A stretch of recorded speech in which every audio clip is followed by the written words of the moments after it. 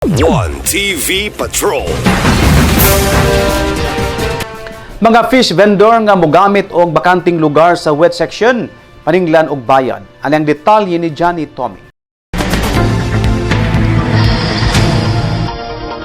Posibleng maningil na og bayad ang City Economic Enterprise Management Office sa mga fish vendor nga mogamit og bakanting lugar partikular sa wet section sa Usami City Public Mall. Kini ang namugnang desisyon sa mga board member sa Economic Enterprise Board human gipadangat ang problema sa face section sa public mall ni Economic Enterprise Manager Jaime Tumada.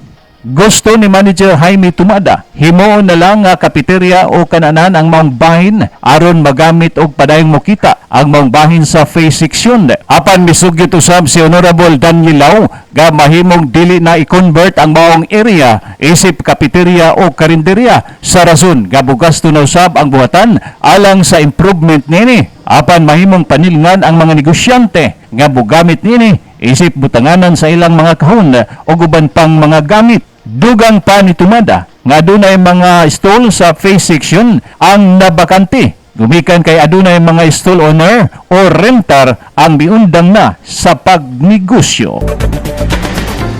Alang sa One TV Patrol, Johnny Tommy reporting. One TV Patrol.